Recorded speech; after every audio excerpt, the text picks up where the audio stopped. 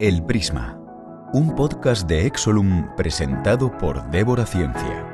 Cuando hablamos de sostenibilidad pensamos en reducir las emisiones de gases de efecto invernadero, en reducir la huella hídrica, en ser más eficientes con el uso de la energía, pensamos en la circularidad, en transformar residuos en recursos, en energías limpias, a fin de cuentas en reducir nuestro impacto medioambiental o incluso los más audaces y preparados en tener un impacto positivo en el medio ambiente. Sin embargo, la sostenibilidad, para que funcione y se mantenga en el tiempo, ha de cumplir otros requisitos. Tiene que ser rentable para las empresas y, por encima de todo, tiene que llevarse a cabo manteniendo el bienestar económico y social, no a costa de este. Bienvenidos a este nuevo episodio de El Prisma, el podcast de Exolum. Yo soy Débora García Bello, soy doctora en Química y divulgadora científica, más conocida en redes como Débora Ciencia, y también soy la presentadora de este podcast. En este episodio del Prisma hablaremos del futuro de la sostenibilidad empresarial. Para hablarnos de cómo integrar la sostenibilidad en el contrato social y cuál es la responsabilidad de las empresas en este cometido, y tengo aquí conmigo a Germán Granda. Germán es doctor en Administración y Dirección de Empresas, con la especialidad en Sostenibilidad y Responsabilidad Social de la empresa, asuntos que además han sido protagonistas a lo largo de toda su carrera profesional. Desde hace 24 años trabaja en Forética, donde es el director general. Bienvenido al Prisma, Germán. Hola, Débora, encantado. Pues para presentarte, cuéntanos qué es Forética. Pues Forética es una organización que nace hace 25 años, una organización fundamentalmente empresarial, con el objetivo de integrar los aspectos sociales, ambientales y de buen gobierno en la estrategia y gestión de las organizaciones. Hoy, obviamente, una conversación mucho más avanzada, pero hace 25 años no tanto. Obviamente el objetivo de integrar estos aspectos es para maximizar el impacto positivo que puedan tener las empresas en la sociedad y el medio ambiente. Porque desde luego creemos que las empresas, además de tener un papel, porque sin ellas, sin su capacidad de inversión, de innovación, la sostenibilidad no puede avanzar, además tienen una responsabilidad, es lo que tienen que hacer, y una oportunidad, como mencionaba, es una oportunidad de generar y desarrollar nuevos productos, nuevos servicios, ser más competitivos.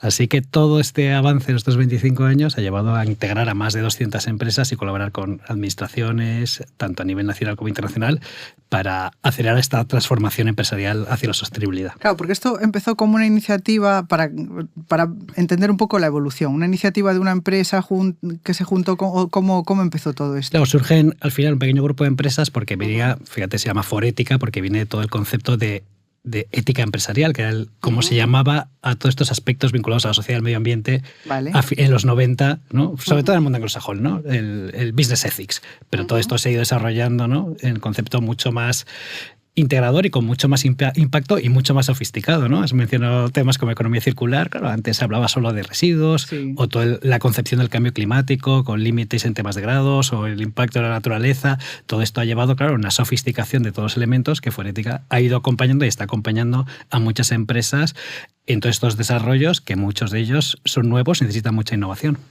¿Y cuáles son los mayores desafíos que afrontan las empresas hoy en día en términos de sostenibilidad?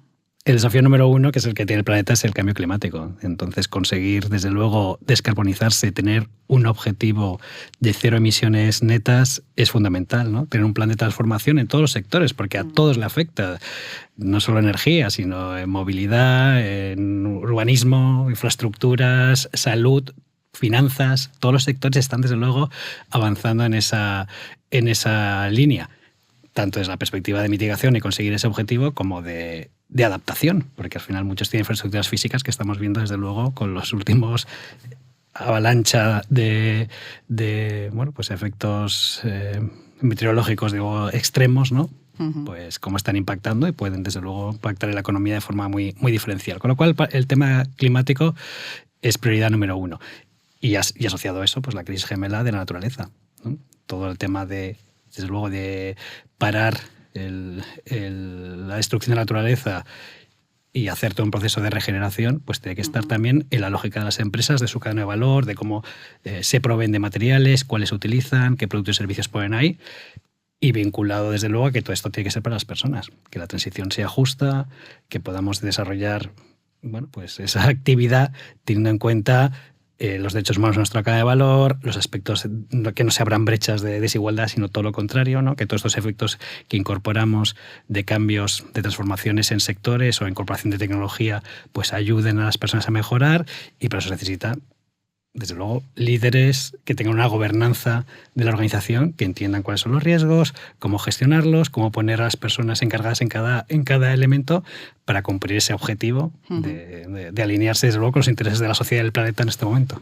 Claro, porque hay empresas de diferente tipo. Quiero decir, cuando hablamos de descarbonización, lo hemos visto en este podcast con diferentes entrevistados, que, claro, depende del tipo de empresa en la que estés, pues descarbonizarse se hace de una manera o se hace de otra. O tiene un impacto, pues por ejemplo, lo que estás diciendo, ¿no? Un impacto social o no lo tiene. O sea, al final, claro, en Forética sois todo un crisol de que cada uno, imagino que lo afrontará de una forma diferente. Claro, yo creo que está la riqueza, porque efectivamente en cada sector, además hay sectores mucho más regulados que otros, con más prioridades, con más impacto, con más necesidad de transformación en su cadena de valor, que dependen además de no solo de ellos mismos y de otros, con exposición a un consumidor final o solo a una industria, con lo cual hay un montón de casuísticas diferentes, pero todo parte de que uno tenga claro su plan de transformación, con su objetivo de 0 emisiones netas a más tardar 2050, con todo un proceso, desde luego, en paralelo, ¿no? 2030, 2040, creíble, ¿no? Que pueda trasladar a la sociedad, a sus propios empleados, a los inversores,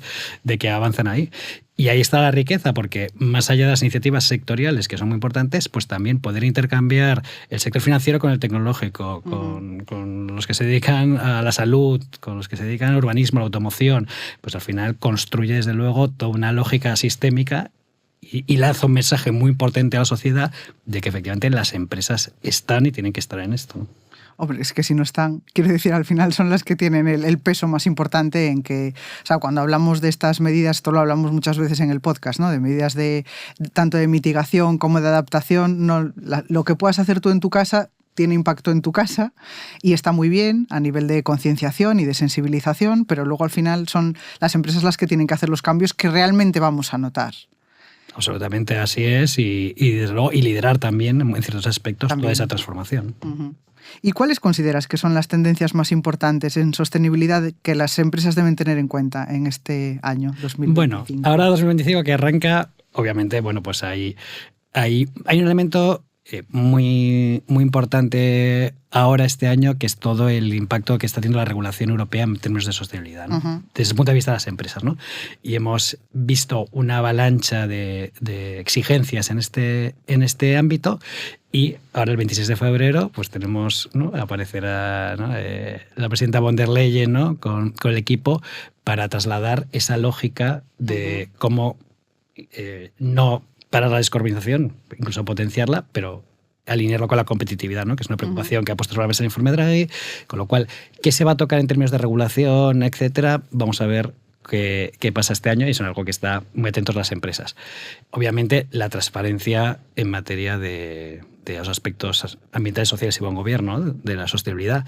Entra en vigor esta nueva directiva y por primera vez las empresas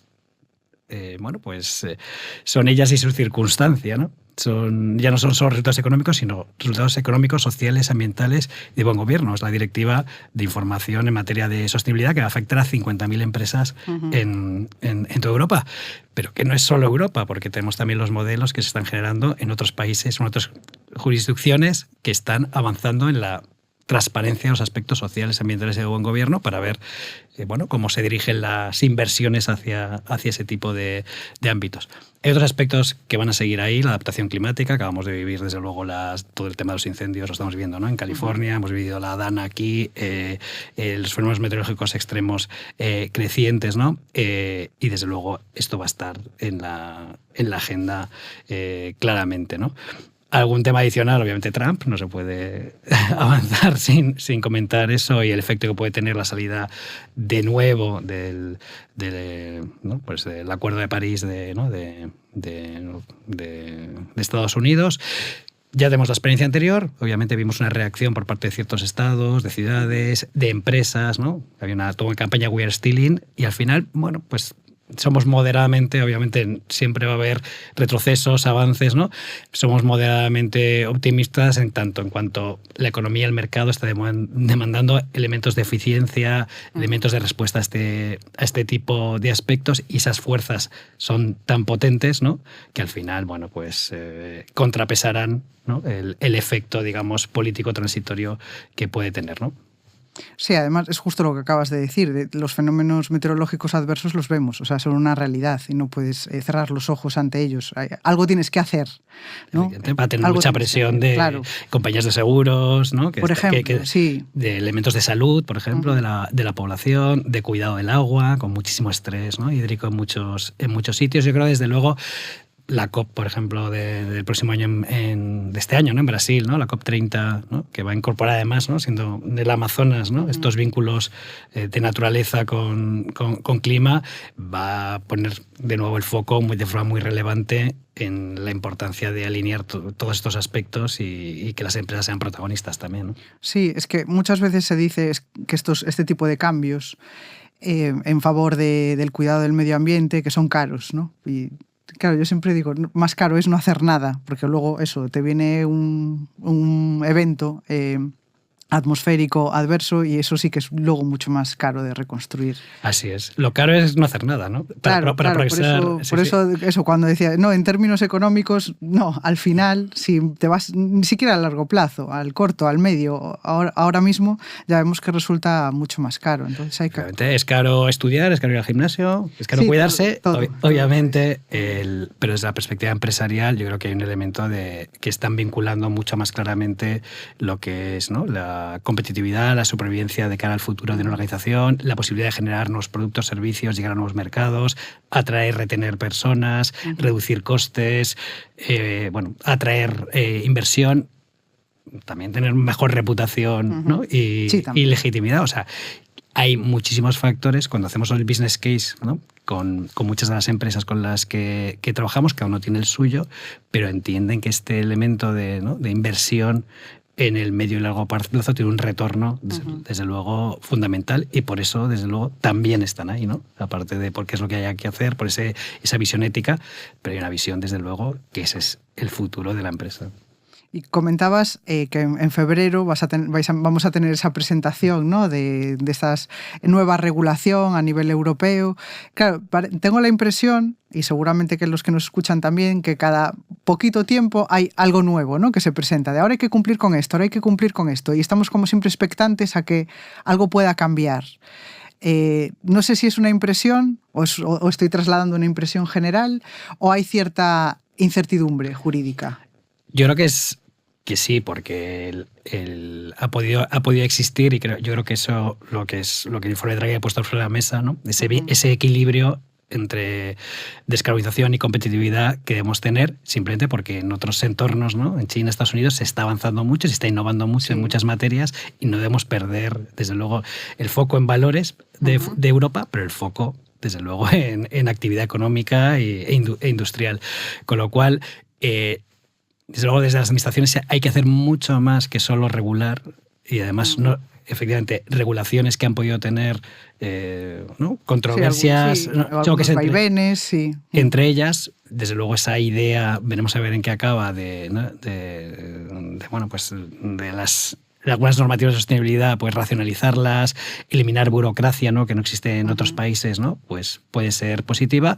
Y también pensar que más allá de la regulación, que además hay que crear un marco para que permita la inversión a largo plazo, que todos entendamos, ¿no? Como compramos una casa, que tenemos un contexto que podemos hacer esa inversión y pagarla de cara al futuro, pues que hay otras formas, que hay elementos fiscales que se pueden tocar, cómo se hacen las compras públicas, cómo se contribuye a la formación, ¿no? de los jóvenes en universidades, en los colegios, para que tengan sostenibilidad y desarrollen en el futuro productos vinculados a esos aspectos. Nosotros, de hecho, tenemos un grupo de empresas públicas dentro de Forética, para también, que es otro arma, digamos, de las administraciones para empujar este ámbito, ¿no? Y aplicarse, digamos, el cuento ellos mismos en productos, servicios, etcétera, que yo creo que lo están haciendo, pero bueno, siempre hay que se pueda acelerar, desde luego, ese trabajo.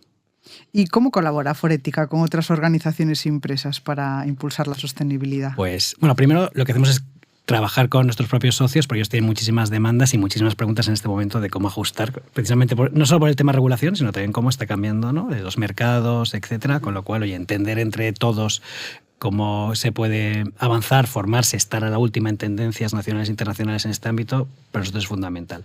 Pero luego también no podemos trabajar el uno a uno, sino que tenemos que colaborar, y lo hacemos de dos formas. Una, en grupos intersectoriales, nosotros llamamos clusters, entonces para temas de clima, de desigualdad, de gobernanza, ¿no?, pues nos juntamos para compartir prácticas, y también proyectos sectoriales, donde, por ejemplo, tenemos un proyecto de sistemas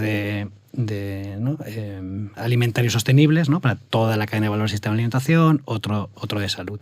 Colaboramos también con ONGs, tenemos un proyecto que se llama el Give and Gain, que une también en esta lógica nueva, porque al final no podemos tener expertos en aves, por ejemplo, dentro de la empresa, pero hay ONGs fantásticas con las que colaborar, o en derechos humanos, con las que podemos generar otro tipo de interacciones a las clásicas que puede haber con el tercer sector, con lo cual tenemos un proyecto ahí muy, muy interesante, y también con la administración, tanto a nivel local.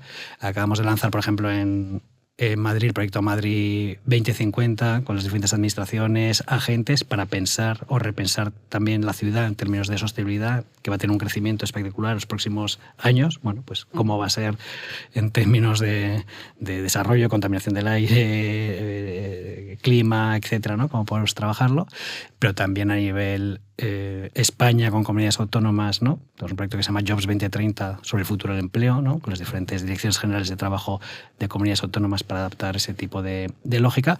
O internacionalmente, Forética forma parte del Consejo Empresarial Mundial para el Desarrollo Sostenible. Entonces, en esas conversaciones globales, en las COPs, ¿no?, pues buscamos una voz de empresas líderes en este ámbito. Os gustaría ir sumando a más, porque no todas todavía tienen una voz en este ámbito, pero convencerlas a las que no están todavía de que su lógica de supervivencia también pasa por contribuir a esto.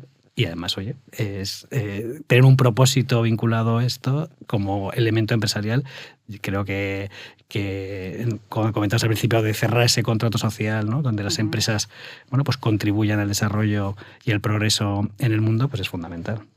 Y entiendo que hay una especie de alianza que requiere cierta transparencia, ¿no? O sea, si tú, por ejemplo, me dices, no, pues hacemos que empresas de sectores semejantes pues estén coordinadas y demás y hablen entre sí, o entiendo que a lo mejor esto también puede suceder entre sectores diferentes, porque a veces ocurre de, pues, una empresa de automoción, pues yo para descarbonizarme he hecho esto y me salen los números, y viene otra que a lo mejor no tiene nada que ver, una empresa maderera, me lo invento, y pues esto que hacéis lo puedo aplicar.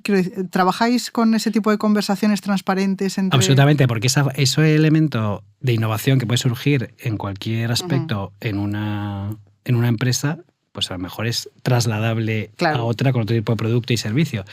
Y luego está todo tan integrado que efectivamente que una empresa no está sola en el mundo, entonces necesita energía, con lo cual necesita financiación, con lo cual necesita los bancos, necesita, oye, sus equipos en buena salud, con lo cual necesita esa lógica de una empresa de salud que le ayuda, necesita logística, con lo cual necesita una movilidad sostenible. Claro, al final incluyes ese pensamiento no en silo, sino sistémico, que es el que necesita la sostenibilidad, que obviamente es complejo, que es de largo plazo, etcétera, pero bueno, pues generar esos ecosistemas empresariales que entiendan que a la hora de, desde el minuto uno, desarrollar cualquier acción, cualquier operación, se tenga en cuenta no solo la línea económica, sino todos estos aspectos, porque además es un elemento de riesgo, porque puede que el financiero vea el retorno, pero si no tengo en cuenta todos estos impactos. Entonces, una decisión inteligente, una decisión moderna empresarial es tener en cuenta todos estos elementos. Y eso sucede de verdad, porque siempre se da la imagen de que las empresas protegen mucho lo que hacen, de no trasladarlo a los demás, y entonces a veces pues cuando pues una ha logrado algo, decir, bueno, pues he conseguido pues descarbonizar este proceso, automatizar esto, y ahora es mucho más rentable, me sale mejor, se lo voy a decir a esta otra empresa que tengo al lado. ¿Eso sucede de verdad? Desde luego, el proceso de transformación va a necesitar muchísimos años, ¿no? Y estamos viendo también, y los procesos de innovación, la ley del marketing, que se puede ir un paso por delante del mercado, pero desde luego no se puede ir dos pasos por delante. Lo vemos incluso directamente de cara a los consumidores, ¿no? Que es otro elemento de tendencia que están buscando, pues evitar, ¿no? el greenwashing, ¿no? El ecoblanqueo, ¿no? Y ahora nosotros acabamos de sacar un informe que se llama el green trusting, ¿no? Que es confiar Claro. en las alegaciones, ¿no?, que puedan hacer las empresas en términos ambientales, ¿no? Y esa confianza parte de, bueno, pues de la transparencia, de comprender los avances que se van a ir marcando, de ser consecuentes con que esos avances pasan. Si no llegamos con ese objetivo, explicar por qué, porque puede ser comprensible, desde luego, pero obviamente estamos todavía viendo esa evolución que necesita, obviamente, no solo de ese impulso que ha tenido regulatorio en ese primer momento, pero sí también de una respuesta ciudadana que sea capaz de, bueno, pues de ir adaptando los productos que sean más sostenibles a su día a día. Y entre todos, obviamente, escalarlo para que sean eficientes, para que la sostenibilidad no sea un sinónimo de lujo, sino que sea la forma habitual de consumir, si es que es necesario consumirlo, y de vivir. Sí, eso es lo que acabas de decir, una cuestión de confianza también, que cuando cuentas con transparencia como lo has hecho, pues para ser más eficiente, para ser más sostenible, pues dices, vale, pues esto es de verdad, porque sí que hay esa especie de desconfianza también, ¿no? Parece que la palabra, el sello sostenible, se lo ponemos a cualquier cosa y cuando realmente eres transparente con, no, pues mira, antes hacíamos el proceso de esta manera, ahora lo hacemos así. Hemos reducido, pues, X las emisiones de CO2 y dices, vale, pues sí, esto lo han hecho de verdad. Por eso esos ejercicios de transparencia, en vez de entenderlos como algo, esto va a favorecer a la competencia que me va a copiar, en realidad es en beneficio de todos y en la confianza general. No es porque el consumidor o las personas no decimos, confío en esta empresa pero en esta no. Parece que es en general, ¿no? Tengo confianza en este sector porque es transparente cuando me cuenta estas cosas, cuando explica cómo ha hecho esos procesos. Sí, porque nosotros, fíjate, que acabamos de lanzar también un informe, se llama Informe Forética, que habla de, obviamente, y ahí están también muchas estadísticas de la ciudadanía. La ciudadanía cree en este ámbito, cree en la transformación, cree que es necesario, ¿no? Cree que hay que dar una respuesta y que hay que ser protagonistas frente a las demandas que tiene el planeta en este momento. Y además cree que es algo que no debe ser politizado, sino que todo, ¿no? Eso es lo que dice, todo ¿no? es a uno, Efectivamente. Y sin embargo, bueno, pues solo un 23% cree en las alegaciones que pueden hacer en este momento las empresas, ¿no? Desde luego hay que trabajar más en ese ámbito para generar la credibilidad para, bueno, pues que las empresas que lo están haciendo, ¿no?, pues ya cumplen, pero el resto pues vayan avanzando en esa misma línea. Pasarán algunos años, pero desde luego esa es la dirección que tenemos que tomar. ¿Y qué papel juegan las políticas públicas en la promoción de prácticas empresariales sostenibles? Pues lo comentábamos antes, este paso más allá de la regulación, ¿no? Avanzar, desde luego, cada vez que hacemos una inversión en infraestructuras, tenemos en cuenta los criterios sociales, ambientales, no solo de hoy, sino de adaptación climática que necesitamos, ¿no? Tenemos que reformar las ciudades enteras. Todos los edificios los podemos hacer más eficientes energéticamente, gastar mucho menos energía. Bueno, pues podemos generar políticas públicas para modernizar también las ciudades, la movilidad de las ciudades de una forma sostenible. Podemos ayudar al sector alimentario, por ejemplo, y entre todos, a no tener que desperdiciar el 50%, ¿no?, de los recursos que tenemos, que al final luego encima nos genera otro problema porque hay que gestionarlo y hay que generar más CO2, ¿no?, en ese proceso. Hay multitud de elementos que, bueno, pues que precisamente la sostenibilidad pone sobre la mesa esa cuestión de podemos hacerlo de una forma más eficiente, más inteligente, y cómo podemos colaborar, además de regulación, potenciando estos ámbitos, como decía, en compras, en formación, en el papel de mis empresas públicas, en cada contrato, en cada lógica de estrategia de país, tenga la sostenibilidad, desde luego, en el centro. ¿Y cómo pueden las empresas involucrar a sus empleados y clientes en sus iniciativas de sostenibilidad? Yo creo que lo primero es lo que contábamos antes, ser creíble. Entonces tú tienes que tener un propósito muy claro. Bueno, pues si voy hacia la descarbonización, hacia el respeto a la naturaleza, respeto a las personas, eso es algo que, aunque haya elementos políticos intermedios, ¿no?, como hemos podido ver, desde luego tiene que ir, ¿no?, en esa lógica, desde luego, de largo plazo. Nosotros, fíjate que para elevar el tono de esa conversación, creamos también, a imagen de otros países, el Consejo Empresarial Español para el Desarrollo Sostenible, donde están presidentes y consejeros delegados de compañías, que es muy interesante, porque reunirlos en una sala y que hablen solo de estos temas, ¿no? De sus retos, etcétera, pues es una conversación, desde luego, que refuerza, ¿no?, lo que está haciendo cada uno. Y todo eso parte por generar confianza, como decíamos, ¿no?, a los propios empleados. Estoy en la organización, en la empresa, alineada con mis valores. Yo creo que es un riesgo también no estar ahí, porque desde luego las personas y la gente con talento, sobre todo, quiere trabajar en entornos donde, oye, pues le permitan tener una contribución, ¿no?, ambiental y social positiva, con lo cual, bueno, pues no nos puede hacer perder talento frente a capturarlo, con lo cual convencer a los empleados yo creo que es fundamental.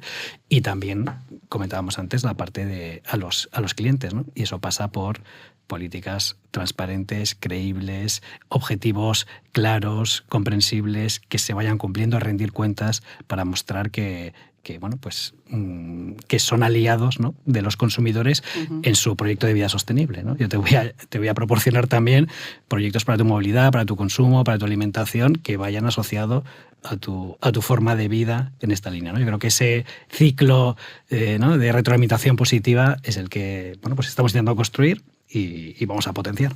Y eso pasa por una estrategia de comunicación. Es que esto lo he visto en diferentes empresas, ¿no?, que a lo mejor tienen pues muy claros algunos objetivos o están haciendo cambios incluso a nivel industrial y no todos los empleados lo conocen. O sea, por ejemplo, es que me tiene pasado en alguna empresa muy grande que digo, pues tenéis esta industria que está en X ciudad y que es neutra en emisiones de CO2, o esta fábrica de no sé qué cosméticos y que es una fábrica seca. Y me encuentro con empleados que no lo saben.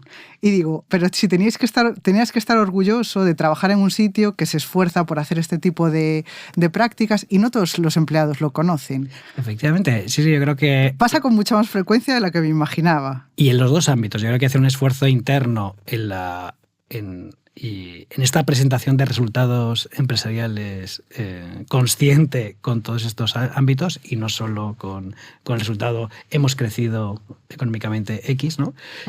Incluso se puede decir hemos crecido económicamente porque además toda la aportación de la sostenibilidad en términos de eficiencia, de generación de productos y servicios nuevos, nos ha permitido trabajar en esta línea, y eso tú estás formando parte de este proyecto, ¿no? Yo creo que ese mensaje tiene que ser muy relevante y es una oportunidad para las empresas que lo están haciendo. Y también el traslado frente a estos fenómenos que ahora se llaman de greenwashing, ¿no?, que en términos anglosajones es como callarse, ¿no?, los aspectos porque pues hay ciertos entornos que es mejor no exponerse, etcétera. Bueno, pues yo creo que esa lógica de esa comunicación creíble, transparente, confiable, ¿no?, pues tiene que formar parte de la forma de actuación de una empresa.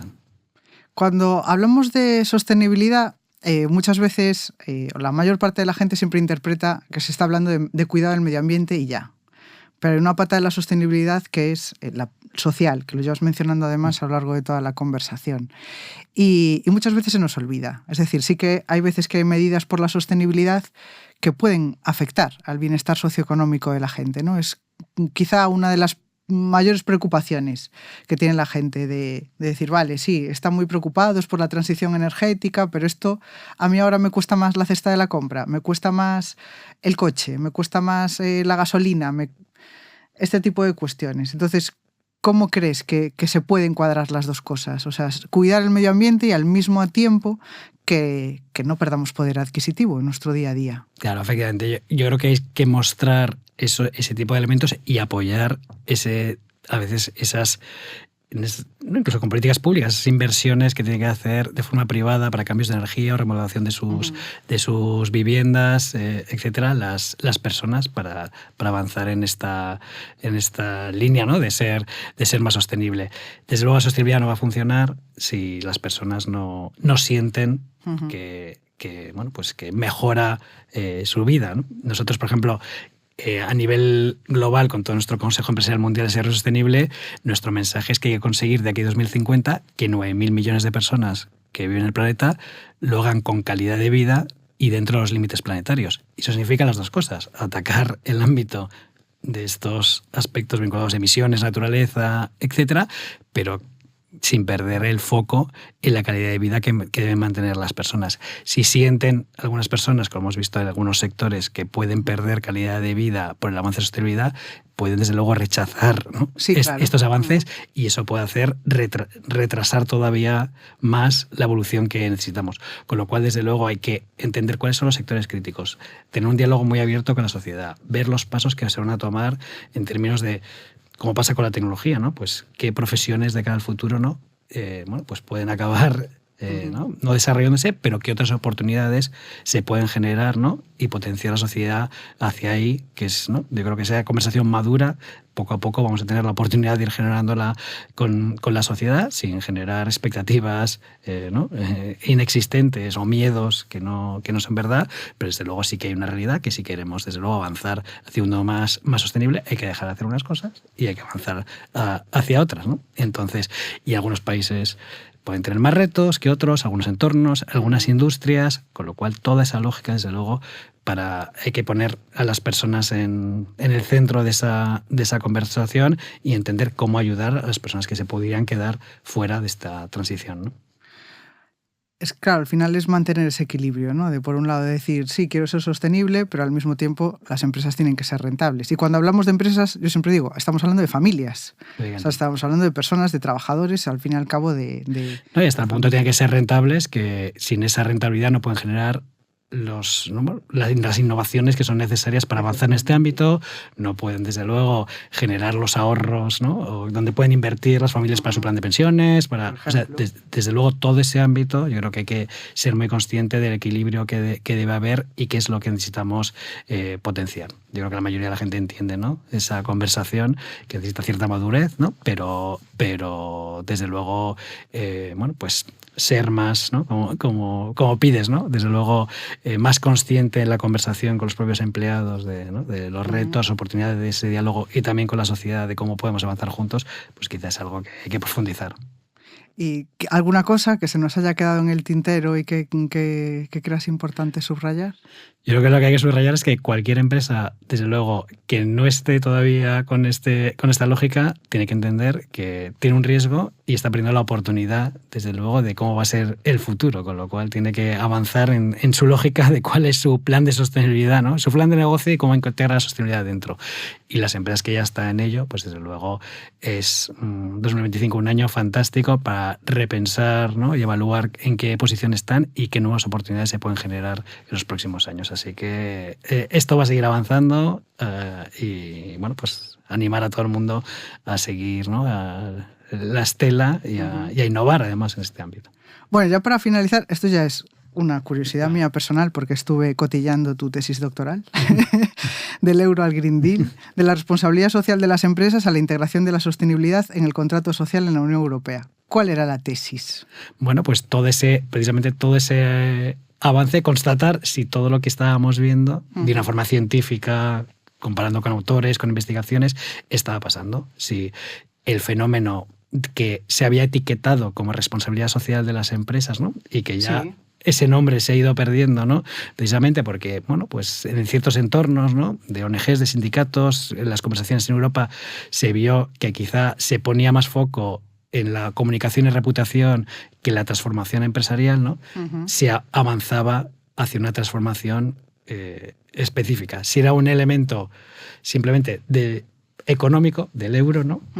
A una transformación hacia la sostenibilidad, que es el Green Deal, ¿no? Con unas pautas, desde luego, muy claras, ¿no? Entonces la tesis muestra en estos años, con sus vaivenes, cómo cada vez más empresas, a la hora de invertir, generar operaciones, contratar, establecer sus organigramas, han ido integrando de una forma mucho más relevante la sostenibilidad en su forma de actuar. Muestra también que queda mucho que hacer todavía, incluso muestra las conclusiones que, aparte de un Green Deal, necesitas que sea un Green and Social Deal, ¿no? Que incorpore, desde luego, esta lógica que todavía queda, desde el punto de vista de la tesis, pendiente de que toda la sociedad entienda la urgencia de esa transformación en materia de sostenibilidad. Pues muchísimas gracias. Ha sido un placer hablar contigo. Me quedo con esos mensajes de equilibrio entre la sostenibilidad con la pata económica, la pata social, la pata medioambiental y que se puede lograr. Y que para eso, pues eso, las empresas tienen que hacer ese ejercicio de transparencia, de trabajo y de compromiso y sobre todo de transparencia. Muchísimas gracias. Muchas gracias a ti, Débora.